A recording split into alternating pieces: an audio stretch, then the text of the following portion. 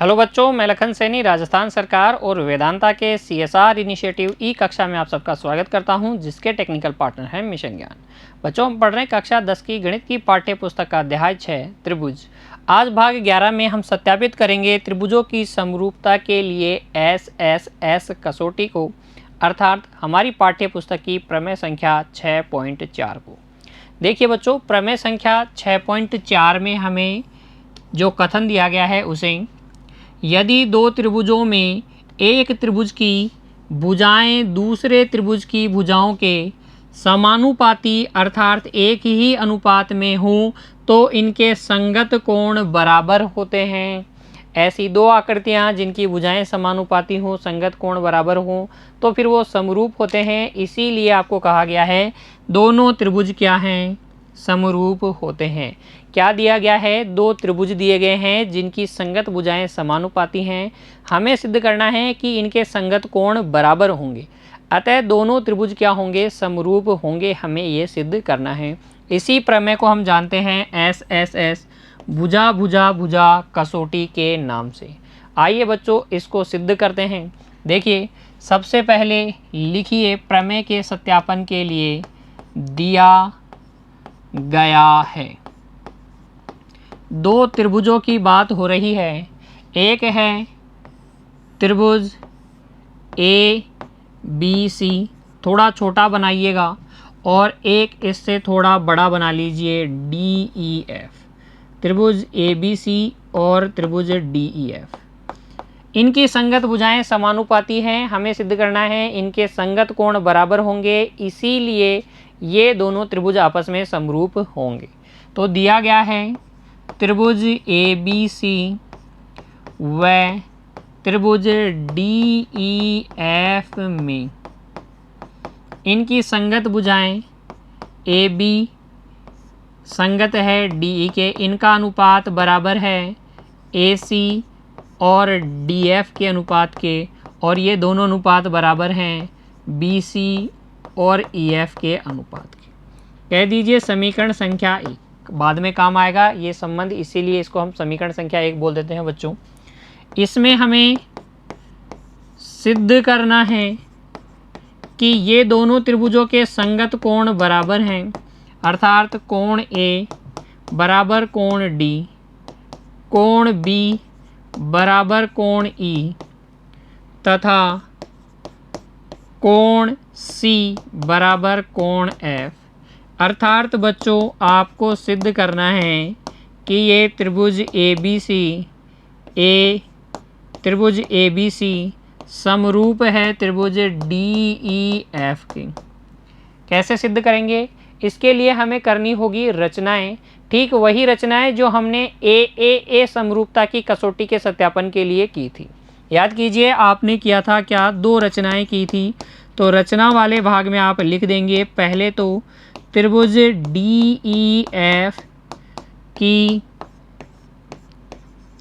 भुजाओं, DEF की भुजाओं DE तथा DF पर दो बिंदु P तथा Q इस प्रकार लेते हैं कि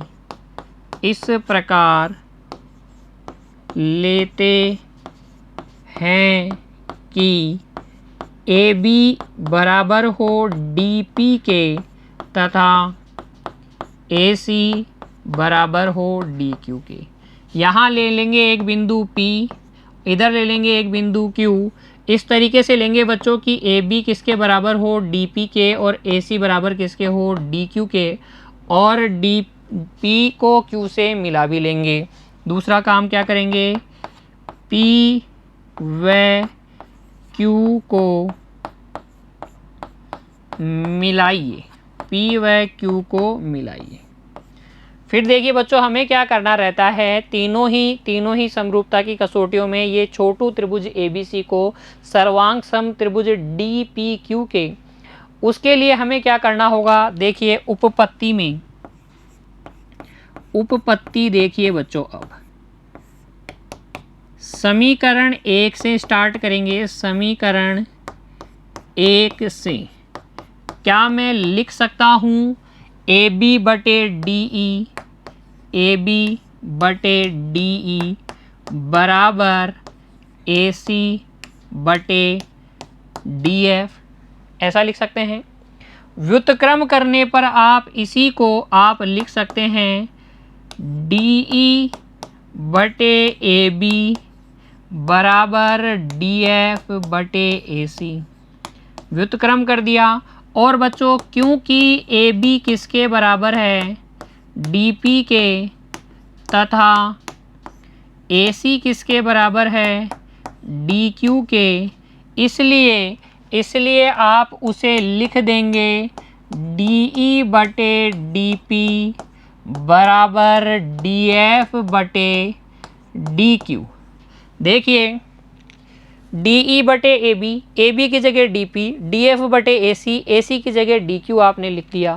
फिर देखिए अब आप कर लीजिए दोनों ओर 1 को सब्ट्रैक्ट, तो लिखेंगे दोनों ओर 1 घटाने पर।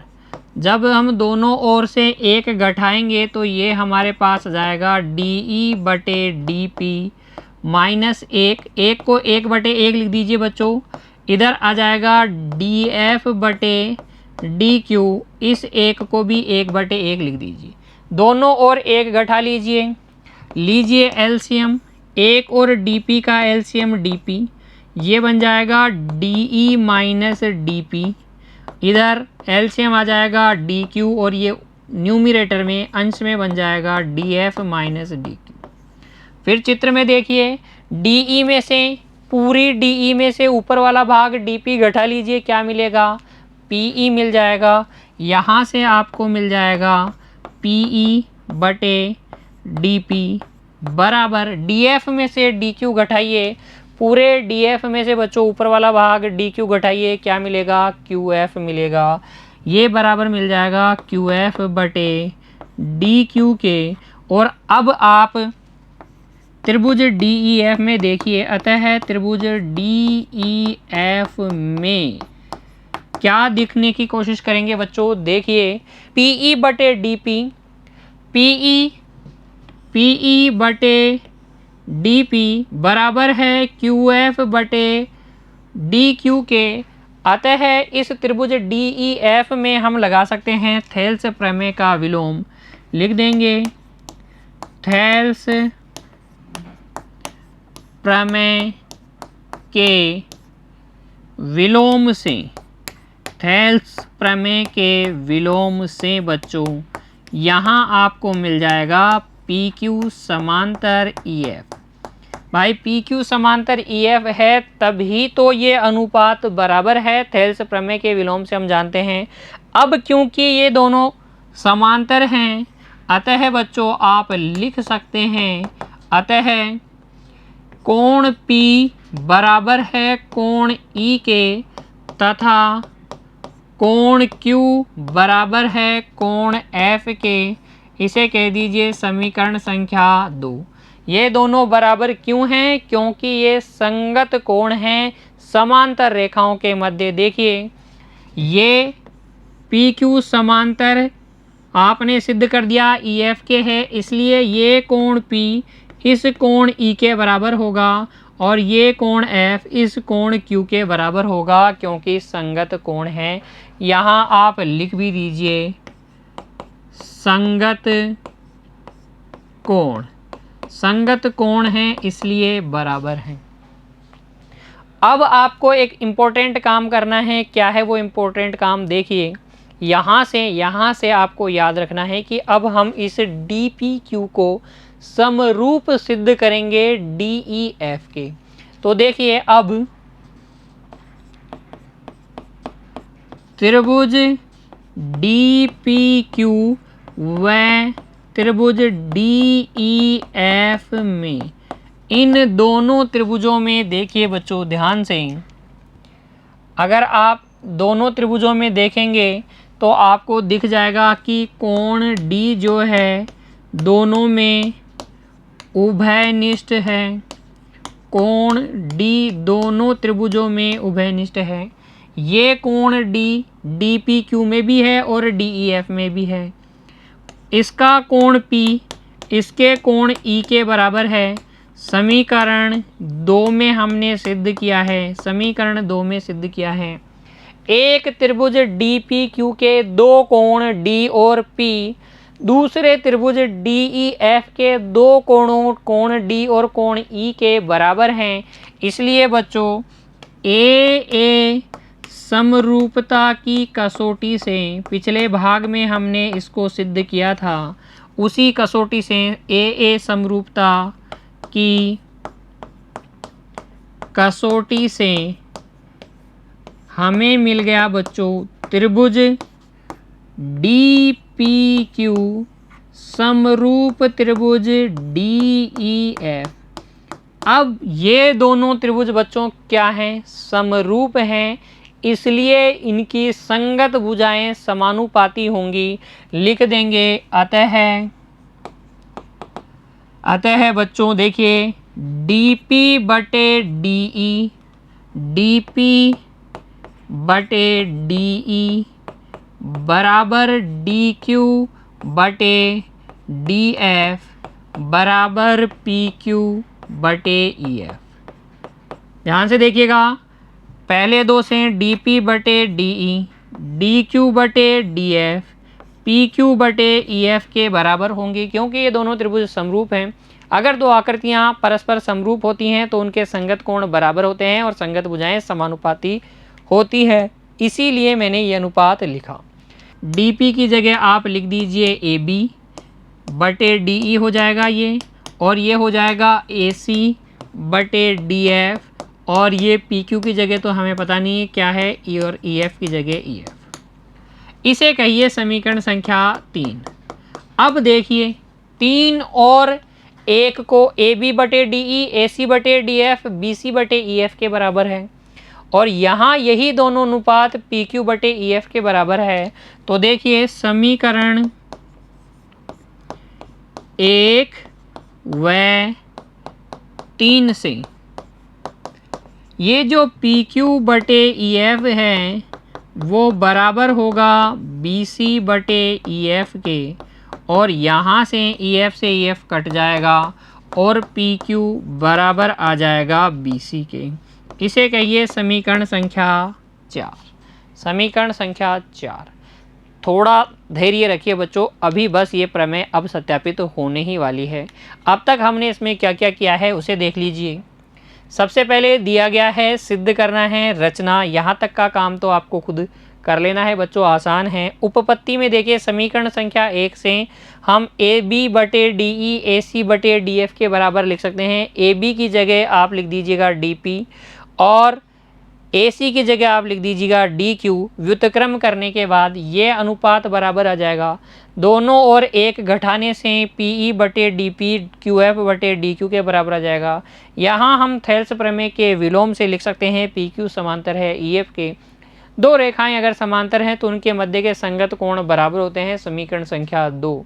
फिर ये जो त्रिभुज है DPQ और DEF, इन दोनों को हमने क्या किया है, समरूप सिद्ध किया है। समरूप हैं तो फिर इनकी संगत भुजाएं समानुपाती होंगी, यानी कि DP बटे DE DQ बटे DF और PQ बटे EF के बराबर होगा।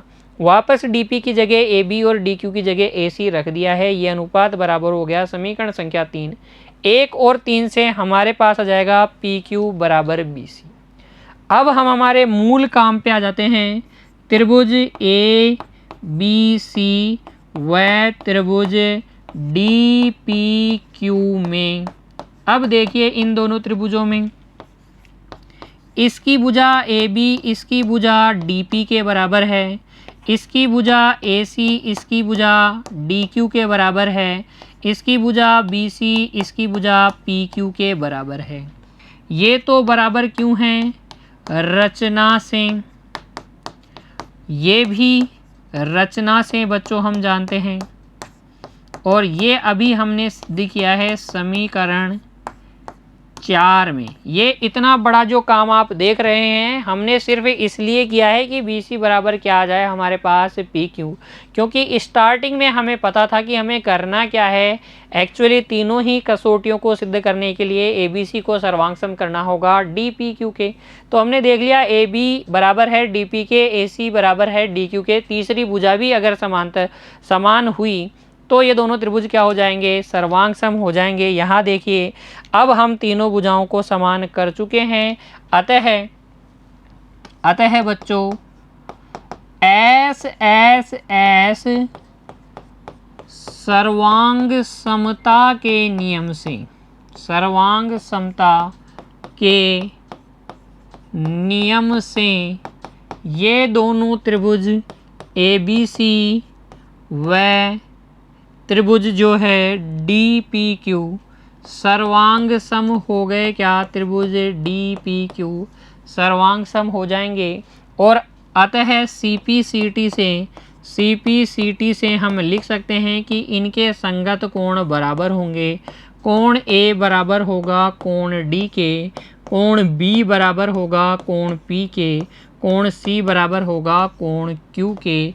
इसे कह दीजिए समीकरण संख्या 5। और फिर देखिए समीकरण 2 व 5 से देखिए कोण A तो किसके बराबर है, कोण D के। समीकरण 5 में दे रखा है। कोण B किसके बराबर है, कोण P के। और 2 में देखिए P किसके बराबर है, E के। B P के बराबर, P E के बराबर, यानी कि B और E बराबर। इसी तरीके से कोण C बराबर है कोण F के। त्रिभुज ABC के तीनों कोण बराबर कर दिए हमने त्रिभुज DEF के संगत कोणों के। अतः बच्चों लिख दीजिए AAA समरूपता की कसौटी से, AAA समरूपता की कसौटी से त्रिभुज ABC समरूप हो जाएगा त्रिभुज DEF के। यही हमें सिद्ध करना था बच्चों, हैंस प्रूव भी लिख दीजिए। इस तरीके से सिद्ध कर लीजिएगा SSS कसौटी को। देखिए एक बार वापस से कथन को आपको ध्यान से पढ़ना है, जो दिया गया है सिद्ध करना है, आपको यहीं से मिलेगा। रचनाएं तीनों ही कसौटियों में एक जैसी हैं तो याद करने में कोई दिक्कत नहीं होगी। इस प्रमेय में हम स्टार्ट करेंगे समीकरण संख्या 1 से। ये अनुपात बराबर होंगे, इसका व्युत्क्रम कर लेंगे, ये अनुपात बराबर हो जाएंगे। AB और AC की जगह वो माप लिख देंगे जो हमने रचना की है, AB की जगह DP और AC की जगह DQ। फिर दोनों तरफ एक घटा लेंगे तो आपको ये अनुपात बराबर मिलेगा त्रिभुज DEF की। संगत त्रिभुज DEF की जो दो भुजाएं हैं DE और DF, उनको PQ एक ही अनुपात में विभाजित कर रहा है, अर्थात PQ समांतर है EF के। थेल्स प्रमेय के विलोम से संगत कोण बराबर होंगे। त्रिभुज DPQ और DEF के संगत कोण बराबर हैं, इसलिए AA समरूपता की कसौटी से ये दोनों त्रिभुज समरूप हो जाएंगे। समरूप हैं तो इनकी संगत भुजाओं का अनुपात बराबर, इसलिए DP की जगह वापस AB, DQ की जगह AC, ये अनुपात बराबर। समीकरण 1 और 3 से PQ बराबर BC आ जाएगा। अब त्रिभुज ABC और DPQ को हम सर्वांग सम सिद्ध कर देंगे SSS सर्वांग समता के नियम से। वहाँ से इनके संगत कोण बराबर हो जाएंगे। समीकरण संख्या 5। समीकरण 2 और 5 से हम लिख सकते हैं कि कोण A कोण D के बराबर है, कोण B कोण E के बराबर है, कोण C कोण F के बराबर है। इसलिए AAA समरूपता की कसौटी से त्रिभुज ABC समरूप है त्रिभुज DEF के। समझ में आ गई प्रमेय संख्या 6.4। कोई दिक्कत नहीं रही होगी बच्चों आपको। यदि कोई दिक्कत है तो एक बार पुनः आप वीडियो देखिए, पुनः खुद से हल करने का प्रयास कीजिए। अभ्यास करेंगे बच्चों तो आपको अच्छे से समझ में आ जाएगा। मिलते हैं अगली कक्षा में एक और कसौटी के सत्यापन के साथ। तब तक आप पढ़ते रहिए बच्चों, खुश रहिए। धन्यवाद।